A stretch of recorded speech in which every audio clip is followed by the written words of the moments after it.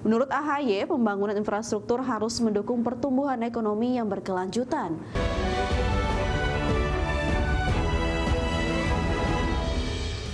Menteri Koordinator Bidang Infrastruktur dan Pembangunan Kewilayahan Agus Harimurti Yudhoyono memastikan pembangunan infrastruktur yang digagas pemerintah tidak hanya berfokus pada infrastruktur fisik semata. Menurut AHY, pembangunan infrastruktur harus mendukung pertumbuhan ekonomi yang berkelanjutan, meningkatkan kesejahteraan rakyat yang berkeadilan, serta meningkatkan kualitas sumber daya manusia.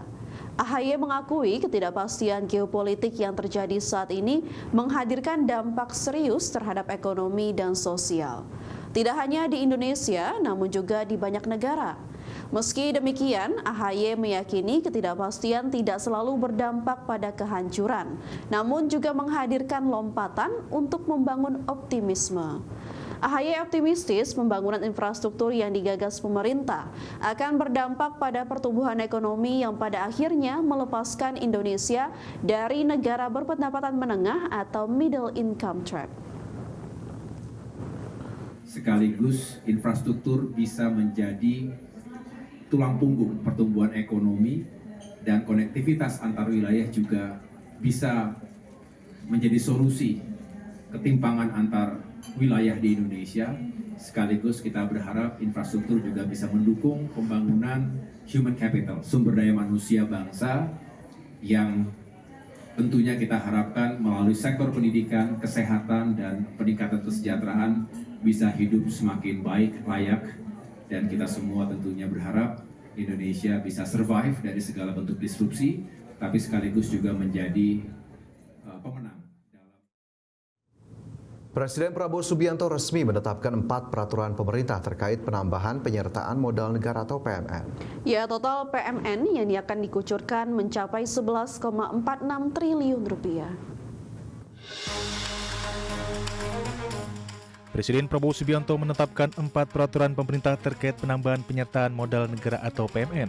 Kebijakan ini tertuang dalam 4 peraturan pemerintah, yakni PP nomor 51 tahun 2025 tentang penambahan penyertaan modal negara ke dalam modal BPI dan antara dalam rangka pelaksanaan penugasan. Total penanaman modal negara yang dikucurkan mencapai 11,46 triliun rupiah. Keempat PMN tersebut menyasar sektor transportasi kereta api, pelayaran nasional, serta pembiayaan perumahan rakyat. 4 peraturan pemerintah yang resmi ditetapkan yakni PP nomor 51 tahun 2025 tentang penambahan penyertaan modal negara ke dan antara dalam rangka pelaksanaan penugasan oleh PT KAI. PP nomor 52 tahun 2025 tentang penambahan penyertaan modal negara untuk PT Industri Kereta Api. PP nomor 53 tahun 2025 penambahan penyertaan modal negara penugasan PT Pelni. Serta PP nomor 54 tahun 2025 penyertaan modal negara ke dalam modal saham PT Sarana Multigria Finansial dalam rangka pelaksanaan penugasan.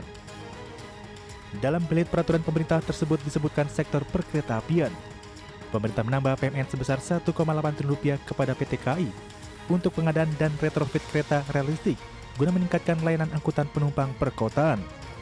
PMN sebesar 473 miliar rupiah disalurkan ke PT Industri Kereta Api Persero untuk meningkatkan kapasitas produksi sarana perkeretaapian dan revitalisasi perkeretaapian nasional. Sementara itu, untuk memperkuat konektivitas antar wilayah, pemerintah menambah PMN sebesar 2,5 triliun rupiah kepada PT Pelayaran Nasional Indonesia Persero yang akan digunakan mendukung peremajaan armada nasional. PMN yang terakhir diberikan kepada PT Sarana Multigria Finansial Persero sebesar 6,68 triliun rupiah untuk memperkuat likuiditas perbankan, penyaluran program fasilitas likuiditas pembiayaan perumahan bagi pembiayaan rumah masyarakat berpenghasilan rendah. Keempat belit tersebut ditandatangani Presiden Prabowo Subianto pada tanggal 30 Desember 2025 dan bersumber dari APBN tahun anggaran 2025. Suntikan modal negara ini bertujuan memperkuat likuiditas kinerja dan tata kelola pengembangan sektor transportasi kereta api, pelayaran nasional serta pembiayaan perumahan rakyat. Dari Jakarta, Tim Liputan IDXNO. Pemirsa, Rusia kembali menyerang wilayah Ukraina dan menyasar fasilitas energi pada Selasa malam. Serangan tersebut dilancarkan jelang dilanjutkannya negosiasi antara kedua negara yang difasilitasi Amerika Serikat. Rusia kembali melancarkan serangan besar-besaran terhadap fasilitas energi Ukraina. Serangan tersebut menyebabkan ratusan ribu orang terjebak tanpa pemanas di tengah suhu dingin menjelang pembicaraan untuk mengakhiri perang. Serangan Rusia tersebut dilakukan pada Selasa malam waktu setempat, di saat suhu turun ke titik terendah sejak awal perang pada Februari 2022. Serangan itu menewaskan 2 remaja di kota Zaporizhzhia di selatan dan merusak monumen Perang Dunia II di era Uni. Presiden Amerika Serikat Donald Trump menggelar pertemuan dengan Presiden Kolombia Gustavo Petro di Washington. Pertemuan ini menandai meredanya konflik di antara kedua pemimpin yang sebelumnya kerap saling beradu pernyataan di depan publik.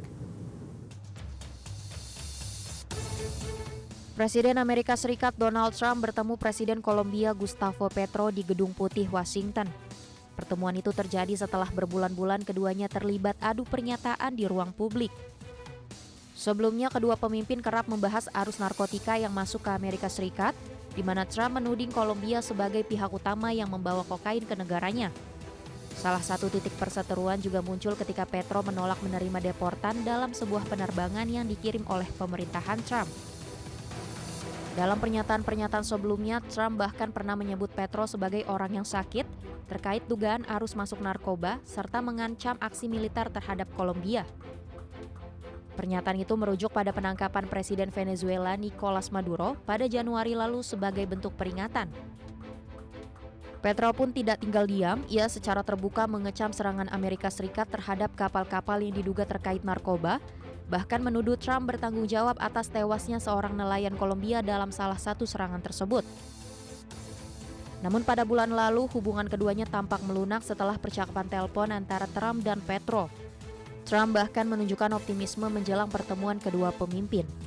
Berbagai sumber IDX Channel.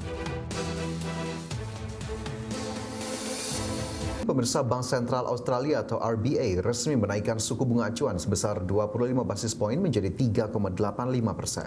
Ya, langkah ini diambil sebagai respon atas kembali melonjaknya angka inflasi di negeri kangguru tersebut pada paruh kedua tahun 2025. Dewan Kebijakan Moneter Reserve Bank of Australia memutuskan secara bulat untuk menaikkan target suku bunga acuan dari 3,60% menjadi 3,85%. Kebijakan ini merupakan kenaikan suku bunga pertama yang dapat dilakukan RBA sejak November 2023 lalu. Sebelumnya, pada tahun 2025, RBA sempat melakukan pelonggaran moneter dengan memangkas suku bunga sebanyak 3 kali untuk merangsang pertumbuhan ekonomi. Keputusan menaikkan suku bunga dipicu oleh data Biro Statistik Australia yang menunjukkan indeks harga konsumen atau CPI melonjak 3,8% pada akhir 2025. Angka ini mengalami kenaikan jika dibandingkan dengan periode November yang berada di level 3,4%. Inflasi inti atau trimmed mean yang menjadi acuan utama RBA juga terpantau merangkak naik ke level 3,3% secara tahunan. Thank you all for coming. So today, as you know, the board decided to raise the cash rate by 25 basis points to 3.85%. The recent run of data gives the board a clear enough view that the underlying pulse of inflation is too strong. We've updated our assessment and outlook for the economy and concluded that the cash rate was no longer at the right level to get inflation back to target in a reasonable time frame. The RBA's target for inflation is 2.5%. And data for the December quarter showed year-ended headline inflation was 3.6%, underlying inflation was 3.4%. High inflation hurts all Australians. RBA menilai tekanan inflasi di Australia kemungkinan akan tetap bertahan di atas kisaran target 2 hingga 3% untuk beberapa waktu ke depan. Kenaikan suku bunga ini diharapkan dapat mendinginkan permintaan domestik dan membawa inflasi kembali ke target sasaran secara berkelanjutan. Adapun para pelaku pasar kini mencermati langkah RBA selanjutnya di tengah tantangan ketidakpastian ekonomi global yang masih membayangi stabilitas moneter Australia. Berbagai sumber IDX Channel.